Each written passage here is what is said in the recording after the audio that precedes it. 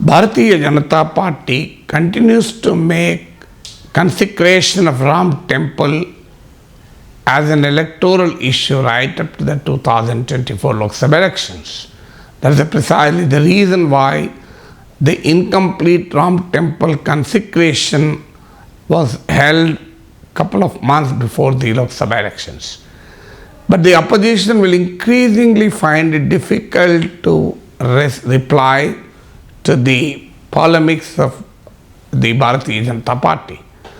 Where did opposition falter on the Ram Temple consecration ceremony? So the opposition was caught in a Hamletian dilemma to go to Ayodhya or not to go to Ayodhya. The BJP cleverly put the opposition in a catch-22 situation. In case they go to the Ram Temple consecration, the opposition will be endorsing the political project of the Sangh Parivar and the Bharatiya Janata Party. Even if they have gone to the ceremony, the BJP would have mocked at the opposition as they were not the party to the BJP-led, Sangh Parivar-led campaign for the Ram Temple, campaign for the demolition of Babri Masjid. So therefore, the opposition chose not to go there. So when the opposition doesn't go there, the BJP is trying to exploit the sentiments of the majority population. The majoritarian political consolidation is the attempt of the BJP. BJP is trying to portray the secular opposition as anti-Ram or not interested in Ram Temple and lacks devotion to the Ram Temple. Given this kind of an attack, the opposition in many places, Congress or Trinamool Congress or Aam Aadmi Party, tried to run around the temples.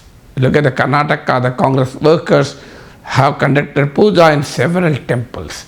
Rahul Gandhi tried to visit a temple during his Bharat Jodo Yatra on January 22nd.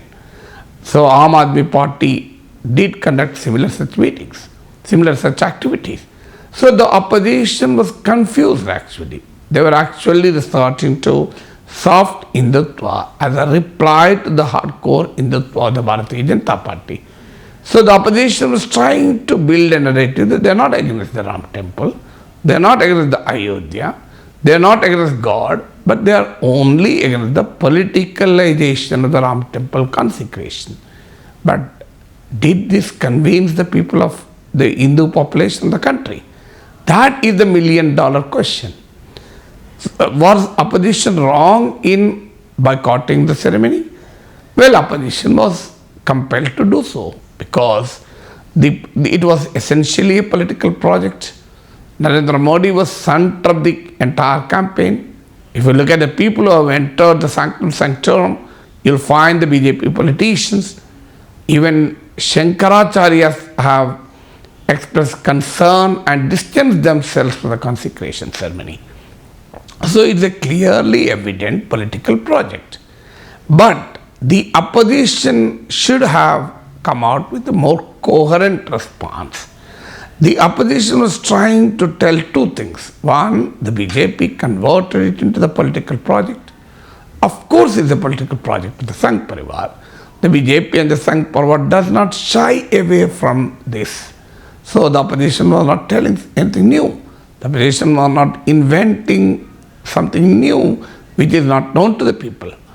But the point here is the opposition was also telling the constitutional position that the state has nothing to do with the religion. Politicians are not supposed to be part of such ceremonies. Prime Minister is not supposed to be at that place. But will this convince the population? Will this convince Hindus? Because opposition politicians often indulge in religious ceremonies and acts when they are in power. So they have not kept religion away from the state wherever they are in power. Today, look at the opposition ministers. How do they take oath?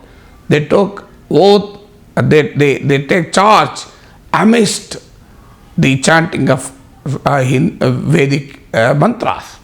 So therefore, in our country, secularism has been translated into a kind of a tolerant, permissive attitude towards religion rather than keeping religion away from the public affairs. So the opposition, neither in practice nor in theory, was adhered to the constitutional concept of secularism, where state has nothing to do with the religion. So the opposition has never conducted any campaign to create a public opinion in favor of the constitutional conception of secularism. So how do you people believe this when no political party has made any earnest effort to educate the masses on the constitutionality of religion and state? Secondly, the opposition also failed to differentiate between a spiritual Hindu and or religious Hindu versus the political Hindu. The BJP was actually celebrating a political Hindu. The opposition was also trying to imitate, the secular opposition was trying to imitate, yes, a rather inferior version of the political Hindu. Instead, the opposition should have adhered to celebration of the spiritual Hindu or religious Hindu. So the opposition should have focused on a law-abiding constitutional Hindu rather than an Hindutvavadi. So they often made this distinction between Hinduism and Hindutva, but that was essentially a part of a political discourse against the Bharatiya Janata Party. So the opposition lacked the wherewithal, infrastructure to create a public opinion that spiritual Hinduism or the Hindu religious doctrines or the Hindu Dharma especially does not accept the kind of Hindutva, the political Hinduism which the BJP is promoting. Failure to create this counter campaign, failure to create this counter consciousness is at the heart of opposition's failure to resist the BJP onslaught in the wake of the Ram Temple consecration.